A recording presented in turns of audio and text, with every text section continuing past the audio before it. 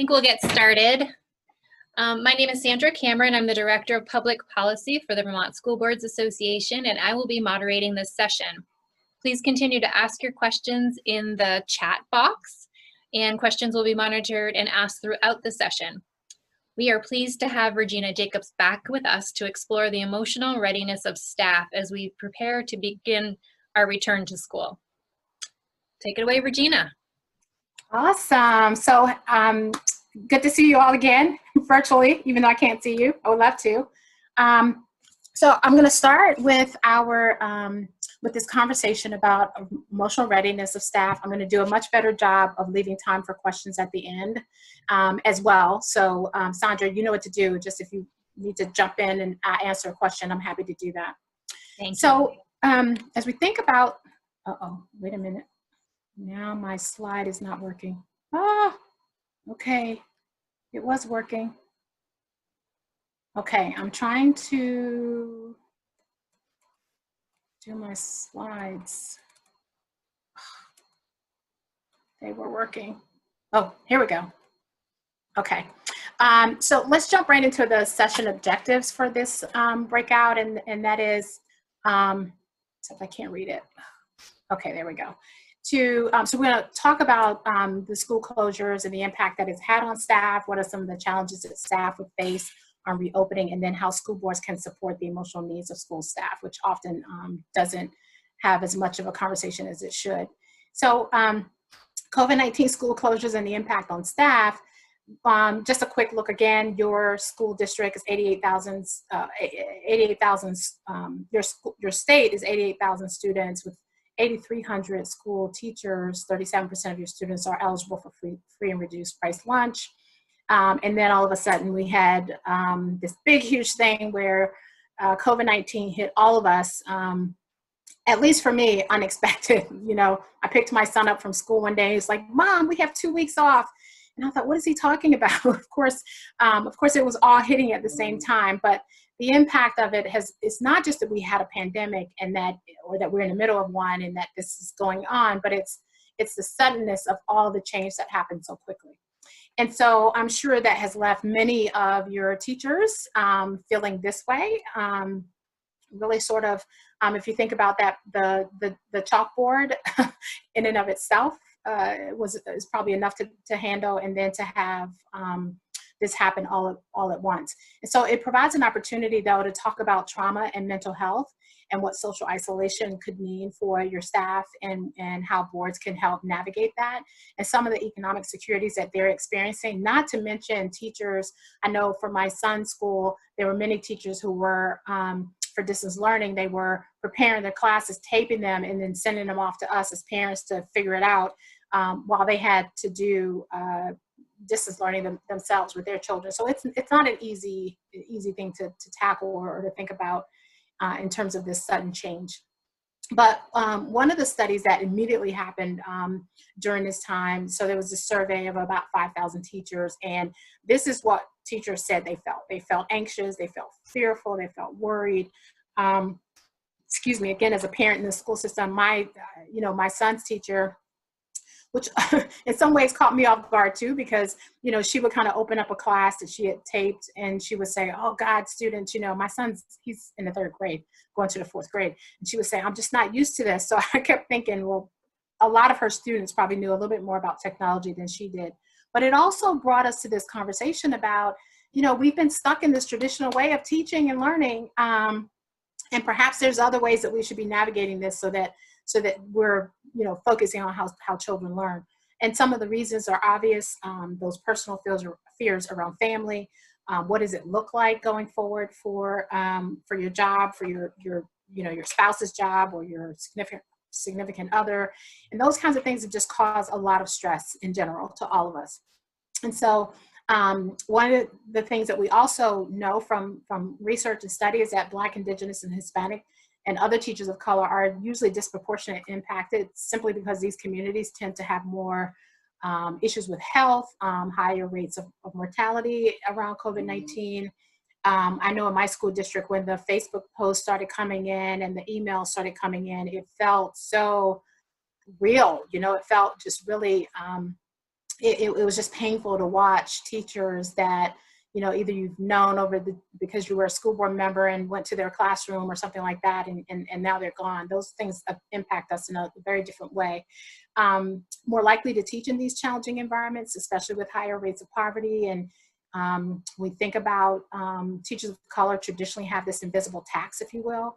And that invisible tax, if you've never heard of it, John King, our former education secretary, sort of wrote this article about, or this writing about, you know, the expectations of teachers of color as you deal with disciplinary issues, or if you're a teacher who, Hispanic teacher, for example, can you please translate all the things that come with that? And so imagine how more difficult that is when we're now in a distance environment where the communications lines are changing and are different. That causes stress for teachers overall.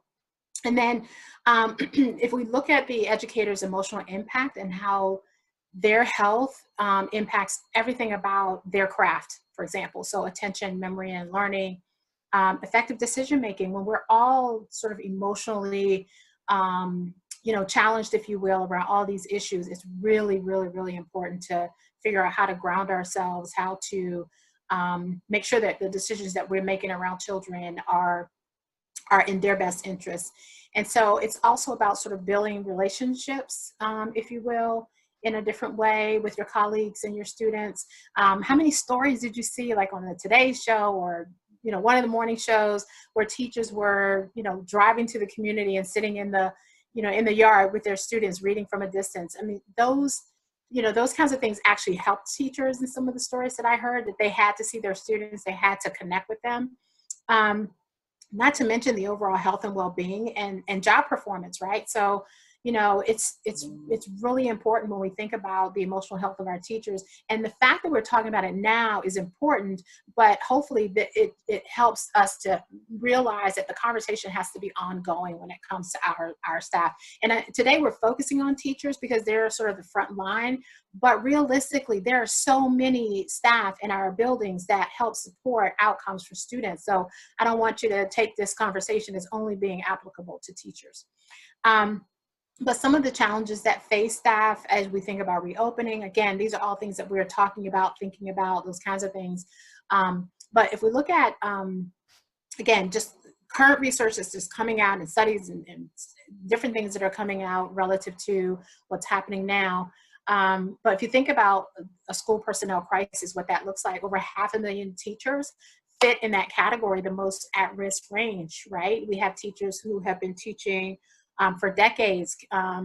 You know, I thought about, I don't know why this specific example comes to mind, probably just because of where we are, but I thought about an interview with George Floyd's elementary school teacher who had not long retired, I think I heard her say. But think about the decades that she's been teaching and sort of the risk that comes with our teaching population. More than 18% of our teachers are 55 or older, and in Vermont, that's 22%. So something to really think about. Same thing applies, this disproportionality in some cases with principals and their age range and sort of what that looks like. And in Vermont, that's 31%, so it's higher than the national average. And then 1 in 5 teachers said that they were unlikely to return to schools in the fall. And that's huge, because on top of the teacher shortage that we all sort of talk about in general, you know, whether it's around special education teachers or what's happening in the country generally, imagine what we're looking at now when we talk about reopening schools. And that potential shortage, you know, obviously causes more stress for those who are going to continue to come to the school building or even distance learning. And so I thought it was appropriate to just have a conversation about trauma. When we think about trauma, oftentimes it's sort of that, you know, it's sort of just a general conversation. You know, it might be something, well, you know, yeah, I experienced trauma. It's really, it's a thing, I think we all know. But if you look at sort of this wordle, if you will, and, you know, it's designed to be in the form of a brain, you know, if you think about it, you look at all the different things that can cause stress. And right now, we could just plop pandemic right there, and it would be, I think if we did it right now, it would be the higher level part of the Wordle than anything else, quite frankly. But what you can see is that it causes all these other things, post-traumatic stress, etc. And so the trauma that that we talk about when we're talking about education, we tend to talk about it in terms of students. And so I want to have that conversation too, but kind of shift also about the impact that as adults, some things that we may not think about. So it's the emotional response to an intense event. Clearly, we all experience different levels, I mean, different things at different levels. And so, it plays out in different ways. The same way COVID-19 is playing out in different ways. I mean, it's some people, it's extreme, leading to death. Others didn't even know they had it, and they do their 2 weeks of quarantine, and they're fine. But again, some of the other things that are exacerbated in terms of trauma, there's research about racism being an outlier of trauma, poverty causes trauma, all these things that are already existent. How do they now play out in this environment? So the cycle of trauma sort of looks at these sort of trauma, emotional, psychological damage, behavioral problems, punishment, etc. And they kind of go, this cycle just kind of keeps going. Just generally when we think about trauma. And children who suffer from trauma, for example, and one of the reasons this is so important is because this will also help us think about how teachers are going to react now going back in this environment. But children who suffer trauma are more likely to be referred to special education. We have this children of color and children in poverty both are likely to be either, it's a double whammy in some ways. They're likely to be under identified and over identified. So sometimes the behaviors that play out that come from trauma lead educators, unfortunately, to label children or put them in categories that they may not need to be in. There's a higher referral rate to school for school discipline and suspensions, lower test scores, which we've talked a lot about, and less likely to graduate related. The other thing too is we think about traumatic events. So I want to spend a couple slides talking about what ACEs is. So the adverse childhood experiences. We did a publication. I think this is the second year now since it's been out, but we thought it was really important when we think about our councils at the National School Boards Association. It looks at poverty and children of color and sort of the traditional things that certain groups of students will experience. And so ACEs, adverse childhood experiences, is that time between birth and 18 that have a negative and lasting effect on us as adults. So if you haven't done it, go online and take your ACEs score. Like just go and it's like a 10-point question. Sometimes it's a little longer, sometimes it's less, but take that test, let it tell you what your ACEs score is, and then you will see as an adult, it'll force you to think back to, gee, I never knew, or I didn't even see that as having this kind of impact on me. But it includes things, as I said, like racism, bullying, discrimination, household mental illness, incarcerated household member, intimate partner violence. There's so many different things that that is on that list that you can see. And the reason why this is so important is we talk about it, ACEs as an adverse childhood experience is one thing when we talk about it for children, but what is your ACE score as an adult, as I said? And so these are the kinds of things that can play out and cause your ACEs score to go up. It also causes us to look at behavior, physical and mental health. Oftentimes when your ACEs score is high, there's a lack of physical activity, there's smoking, there's alcohol or drug abuse, there's missed work often, there's all kinds of risky behavior that tends to happen because your ACEs score is high. And most of the time, if you think back to that data point if you were in a keynote session, there's a data point that I pointed out around Vermont and the access to mental health. And so there's a question that Vermonters need to ask in your health officials about why do you have a high rate of access but still have a high rate of mental health issues that may play out. And so I would suggest, which is just anecdotally, obviously, that it comes from an ACEs score. And so the effects of trauma are related to stress. It plays out in historical ways, political ways. We're feeling the brunt of that too. Go figure, we're in the middle of a pandemic and it's election year. So if you can think about the fact that we are now going to be bombarded, we already are, but we're going to, the commercials that are coming out and the various sides, it is what it is. That's the society that we live in, but that can elevate our levels of stress. One of the things to point out too in Vermont, I wanted to note is that because you're a society and your state is 90+% white, Pay attention to this. Typically, the data shows that white communities are more likely validated and empathized and resourced and restored relative to trauma and stress. But I think we don't know what the data is going to tell us 2 or 3 years from now about how communities manage stress during this time. One of the reasons I point that out is because it's all of us at the same time sort of experiencing this level of stress and anxiety. So just something to think about. But again, it also means thinking about it with your communities of color, because they may be more likely to ignored or stigmatized or even criminalized, depending on how it plays out in their communities. And so some of the outcomes that are associated with ACEs, early death, again, disease, disability, social problems, they have a real impact on our lives. And oftentimes, I think that's what's critical about it, is that oftentimes we don't connect the dots. We don't, really put it together. And so if you think about that, and then think about the fact that, again, teachers are first line of defense, if you will, and offense for students in terms of making sure that victory happens in the classroom, we want to make sure that we have things in place to help support their mental health and their emotional health. And so why develop teachers' social emotional competencies? Well, I think we already kind of touched on it a little bit, but it influences the quality of their teaching. It impacts whether or not they can actually model social emotional learning for students. And when we think about social emotional competencies, I know we tend to do this all the time in education, it's really looking at how do we build within ourselves, obviously, but then how do teachers model for students their ability to problem solve, to deal with their emotions, to self-regulate, those kinds of things. And so they influence the classroom organization and management, if you think about a teacher having the ability to do that. And then the more teachers are supported socially and emotionally, of course, the more effective they will be, because at the end of the day, all of what we're talking about is to ensure that adults are safe and supported. And we care about that, but we also know that it will have a huge impact on students and their outcomes. And so we often talk about social emotional supports for our students, and they're often available for students in some communities, but what about teachers and staff?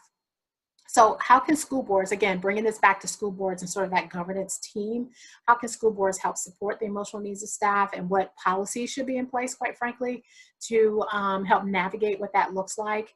And so there are programs, they're all different, depending on the community, obviously, but there's this one that we sort of found in our research around cultivating awareness and resilience for teachers. And it's really the good story about ACEs, or adverse childhood experiences, is that, the resilience piece is often not talked about, or the hope score, if you will, that comes out of it is also very important, but it requires work, right? So it's how do we have emotional skills awareness? Are teachers in our districts feeling that they can't express their stress because of consequences that might come from that? Can they, do we have things in place to help around mindfulness-based stress reduction? There are different models that have come out over the years about mindfulness and what that means and how that helps students. And, I think what's important about this conversation is just what best fits your community, and how can districts support the supports that, how can school boards support the districts in implementing these types of things, so that teachers feel that they have the ability to do things in a different way, if you will, around supports for students and themselves. And so a lot of that, ensuring safe and secure teaching and learning environments. There's a saying, I think you've probably heard of it, is if children feel safe, they can take risks, they can ask questions, they can make mistakes, they can learn to trust, share their feelings, and grow. So it's sort of that permission to fail, if you will. That's loaded at times, but the reality is, if we're sincere about our work and we are really wanting children to take risks, and we want them to ask questions and want them to make mistakes, have to be prepared for that. We have to, as adults, have safe and secure feelings around that. And so the confidence piece, I just wanted another word to point out, is that a lot of safety comes with a feeling of confidence, trust, a feeling of identity, and understanding that you have supports in that way. So supporting teacher and staff emotional health. So again, some of the ways to do that is to foster open and frequent communication. And, sometimes these are touchy conversations, mainly because people are very private. People keep inward a lot of conversations around stress or trauma. But during this time, it feels like it might feel for teachers and staff and principals and superintendents and boards, it might feel better to have those conversations because, again, we're all sort of in this together. But one other important piece I think is critical is how do you engage the community in this wellness conversation, right? Because the community needs to also be on board with how we support our teachers, how we support staff in the buildings, and what that means for their well-being so that they're better able to support students. And then there are also ways, if you think about it during this time, how do you look at sort of wellness programs that could be peer-driven, that could be, some different supports for teachers from a board perspective. I think from the board perspective, what's really important is to just make sure that your teaching force, your workforce knows and understands that you care about it, that you understand that it's an issue that needs to have some interaction. And then, I always say this, there has to be accountability in everything we do. So how do you ensure that the opportunities that are being provided are leading to supports for the teaching force and your staff? And Gina, so, yes? Sorry to interrupt you. We have a couple of questions that I think belong with the last slide that you were just talking about. Sure. If you're all set for that. The first one is, what are your thoughts on outdoor classrooms and relationships, and that relationship to the outdoor classrooms to staff wellness? So, I'm always going to say it depends on your community, but I think generally before pandemic, outdoor classrooms are, in my opinion, awesome. They create an environment of, they create a learning environment, or at least some of the research suggests they create a learning environment that just helps us sort of embrace mindfulness. It also helps us embrace sort of the environment, and it provides an opportunity for teachers to interact with their students in a very different way because it takes you out of sort of the structured setting. Yeah, I agree. And the second question is, thoughts about the shortage of substitute teachers. We already had a shortage before COVID-19, and so thoughts about what this may look like when a teacher or a staff member needs a day off due to trauma, illness, or just needs to take a day off. Yeah, it's going to be tough for districts. I know that. One of the things that I was thinking about, just in terms of us doing, whether it's sitting around as staff thinking about, how we support you and those kinds of questions, is district preparedness around this question. So if you think about the sort of alternate routes and non-traditional ways that some districts have to staff their schools, that I think is going to have to be something that we look at in a different way. And it goes back to that sort of whole non-traditional ways. Now, having said that, each state I know have different parameters and requirements around who can be in front of children. But I think it also, again, we're in different times. We have to really think beyond our traditional notions, because how do we engage the community and the business community in a way that is supportive of that? So even if it's a teacher needs to take a day off, how do we support that? How do we create co-teaching models that helps to navigate that? If it's built into the process and into the system, I think it could work.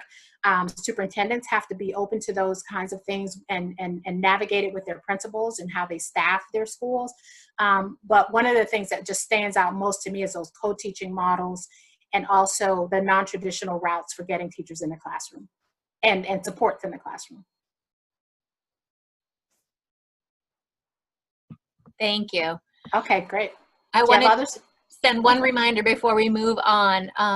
School employees, regardless of whether they're enrolled in the VHI plan or not, have access to the VHI Wellness Program, which does include Invest EAP and coaching. VSBA provided a free resiliency program to all staff during the pandemic through August 15th, so it's still available on their website. That's awesome. Perfect timing too, right? Yes, yes. Thank you. That's all the questions for now. Okay, great. So then it gets to, so the secret that no one tells us about this work, which is kind of what I was getting to, is that the healing happens all the time and it can happen all the time.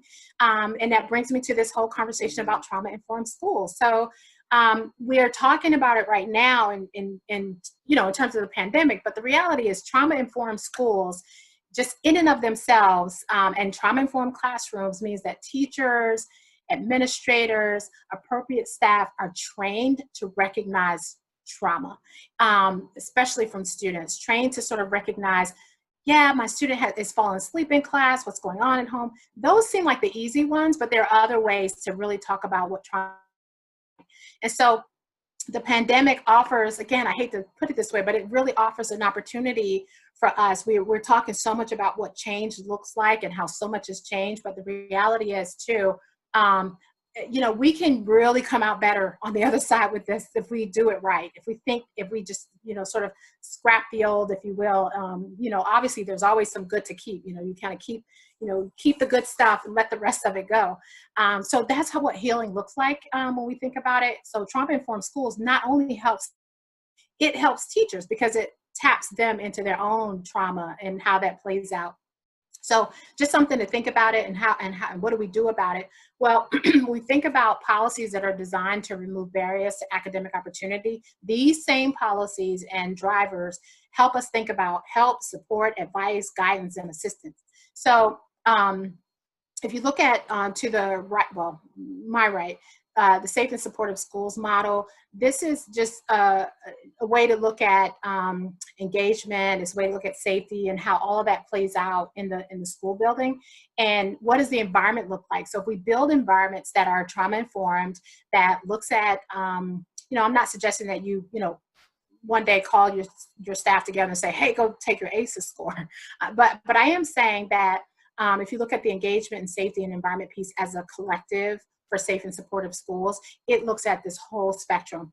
To Adam's point in the keynote, it's not just about discipline, but it really talks about this third bullet under discipline, school culture that's built on trust and safety.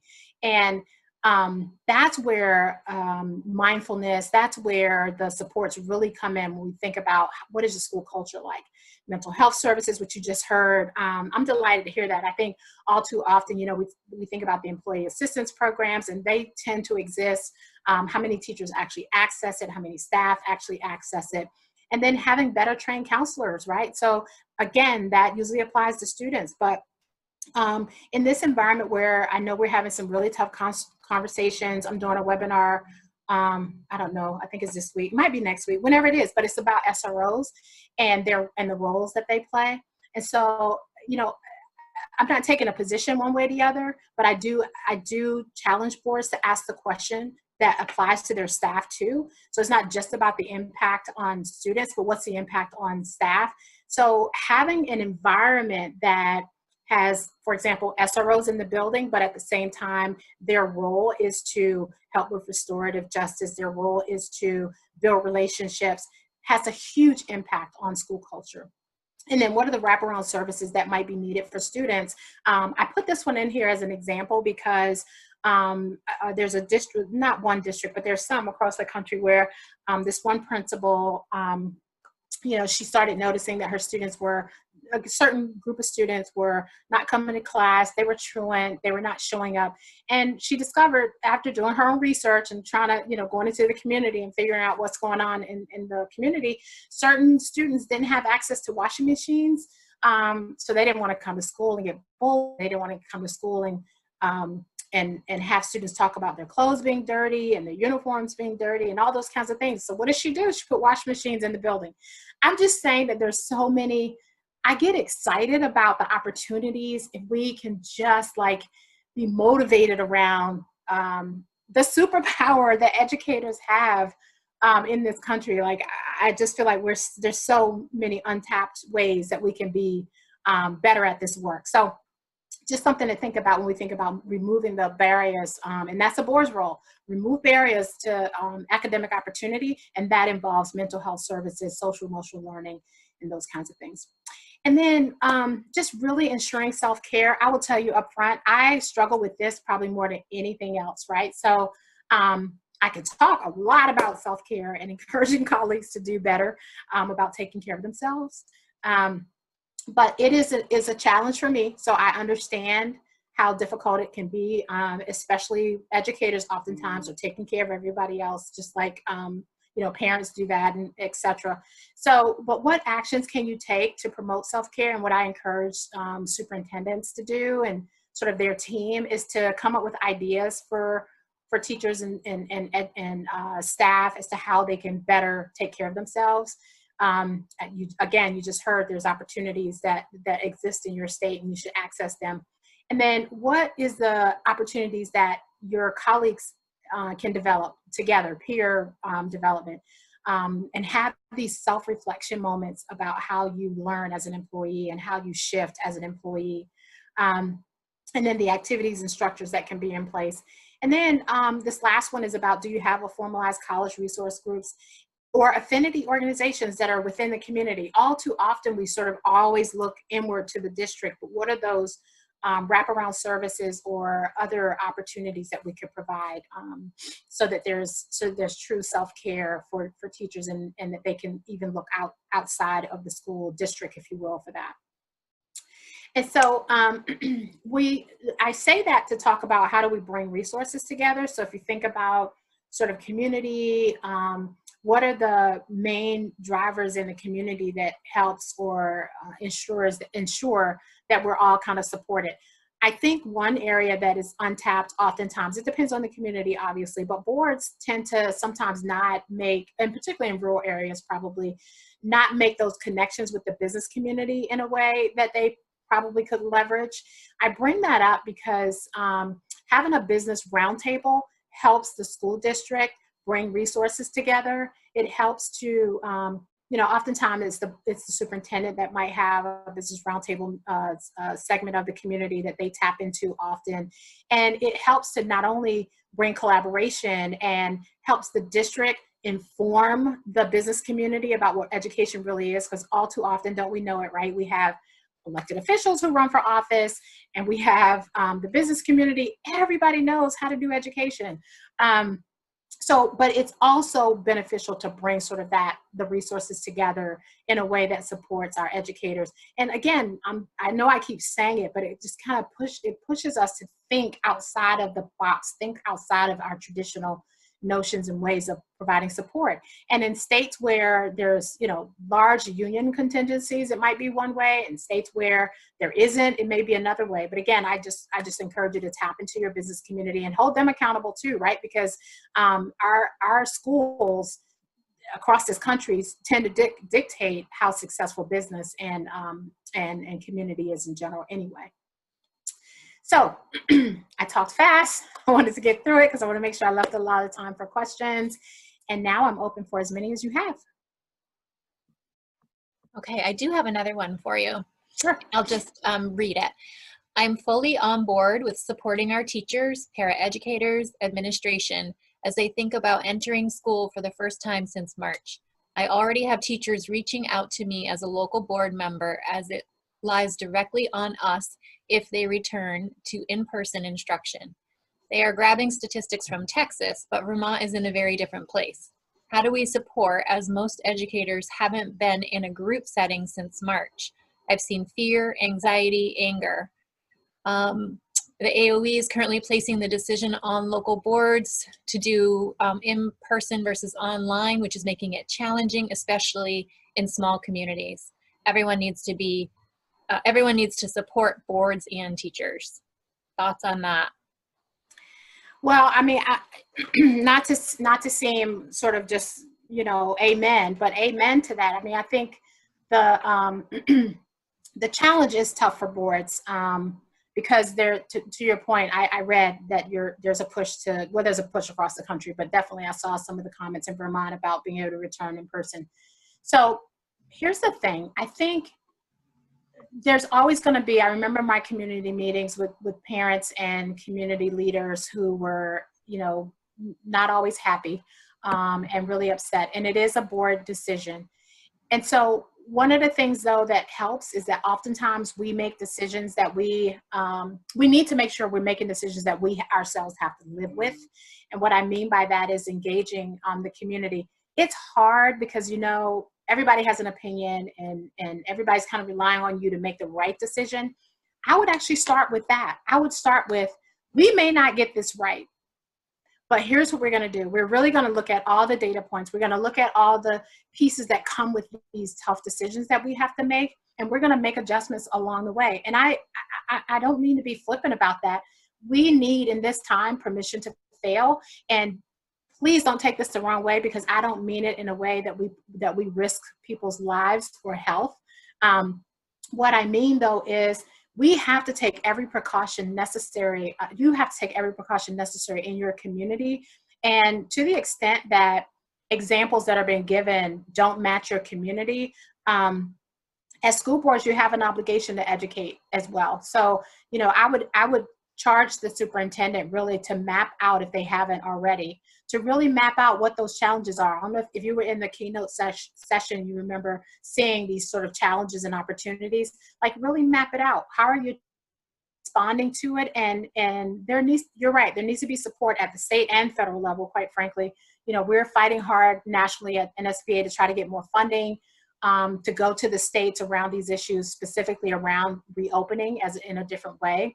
And so as we continue that fight, what I would say to you in the communities and local is engage your community in a way that they also own the decisions that are made. I know it's ultimately your decision. You have to make the tough decision. But if you can engage them in a way, whether it's surveys, whether it's, and I know all in this, you know, my son's school sent out a survey and we all answer these questions, but did they make the decision that every parent thought they were going to make? No. Our schools are going to be distance learning to the end of January, starting August 31st.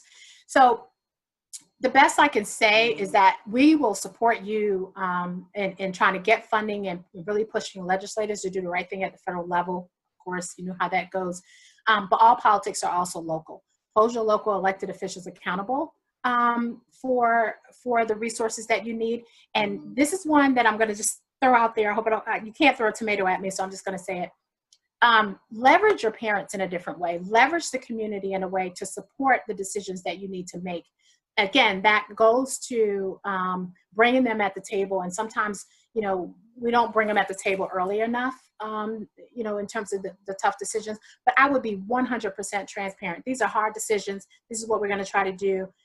We will make adjustments as we see necessary. And you should know up front that, yep, we might do something that we may have to change course, and just say that. And I think parents and community leaders can support that.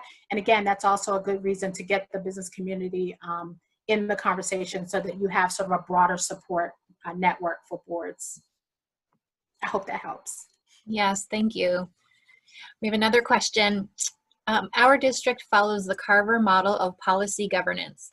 Other than requiring the superintendent to avoid illegal or dangerous acts, current policy gives no guidance about how to handle a pandemic. Therefore, at least theoretically, whether to teach remotely or in person is the superintendent's decision alone. Do you suggest any policies that would apply to this situation? That's a good question. I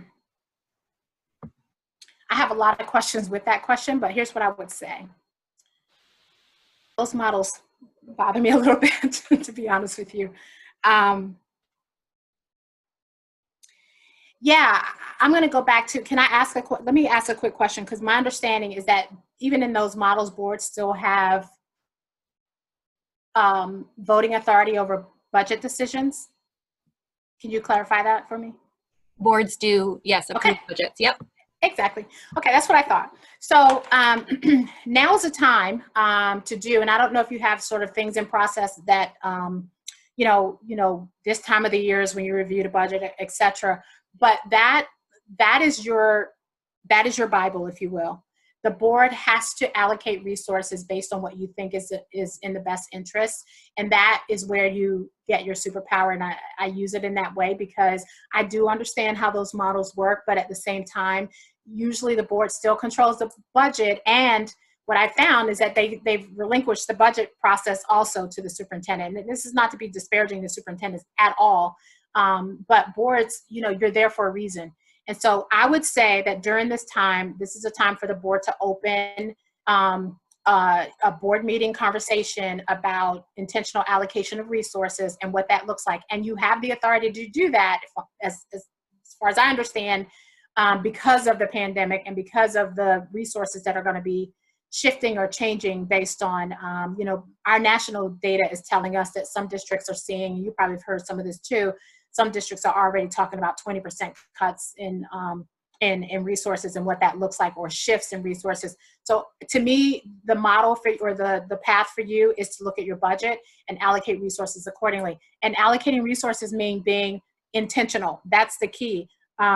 So if the board is at one place and the superintendent is at another, there should be a ton of questions that are being asked about how you're going to resource returning fully to school or to only do distance learning and what that looks like. Thank you. And just one correction, a technical correction. Boards adopt the budget, voters approve them. Oh, the voters approve the budget. Yes. That's different. That is different. Let me just say, so once they adopt it though, does that mean there aren't, like in some districts, once you do that at that point and the voters approve it, does that mean you can't make changes? Don't you have those provisions for, what do we call it, shifting from one category to another? My understanding is once the voters have approved the budget, there cannot be changes. So the only thing I would say to you then in that is that I would have to brainstorm some more with you on that, because I don't want to give you some bad information. But if the voters are approving the budget, I would think that now is different. So I don't know how you reopen that conversation. Right. We voted on a budget long before we knew what was coming. Yeah, that's my point. Most of us. Yeah. Okay. I'm not seeing any other questions at the moment. Let me just look real quick. Okay. How much are not line item budgets? Resources can be allocated between lines. Laura Suarez is chiming in from VSBA. Okay, that's what I meant when I said those categories. Okay, so that's the point that I'm making, is that, one in my district, if I gave you an example, we had like 15 categories, and there was a process for, how you switch those things, and that was all on the board. That could not happen unless the board voted on it. And I would just, for another time, if that, that process, obviously, where we are right now, calls into question, just the ability to make adjustments accordingly. All right. There are no other questions at this time. Okay. I want to thank you again so much, Regina, for your wisdom and your energy and your creativity, and for joining us today. And ask if you have any closing remarks. Yeah, I have to. How much time do we have? I want to make sure I don't go over. 12 minutes. Oh, good. Okay. I promise not to take the whole time. Okay. But yeah, I just want to say, I really, again, thanks to the School Board Association, I really appreciate your inviting NSBA to sort of help you with this, navigate this time. But if I were to really leave some comments with you, it's really about, while I seem to have a lot of energy and I'm really passionate about these conversations, to my core, I believe that I really believe that we can revolutionize education in this country. And listen, you don't have to listen to my data and what I talked about today, but if you just, where are we in comparison to the rest of the world?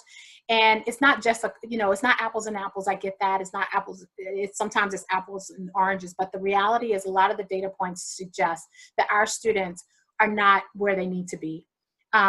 It's not time for blame about whose problem is or whatever it is, but it is time to do action. And so that's why equity is a verb. That's part of my sort of disruption of equity being a noun, if you will, is just to say that, as we think about the tough road ahead and the things that we have to do to make sure that each child is prepared, boards just have to come out of your comfort zone as best you can. And imagine the impossible, quite frankly, not just to be inspirational and not just to talk this pie in the sky conversation, but really to have a different, in-depth, root cause analysis conversation about education in this country. And as we keep asking the why questions, we will get to it. Whatever the answer is, continue to ask why. And boards, I encourage you, oftentimes, you know, you get sort of sidetracked with, you know, don't bother the superintendent, they have tough jobs to do. It is your fiduciary duty to ask questions. Trust but verify, but you got to ask the right questions to get to the right answers and to get to the right solutions. So I encourage you to do that. You know, I'll be looking at Vermont and kind of hanging in there with you guys. And again, thanks for inviting me to join the day with you. And I look forward to more conversations. Thank you so much. Be well and good day, everyone. We will see you tomorrow at 8:30 in the morning. Awesome. Have a good day. You too.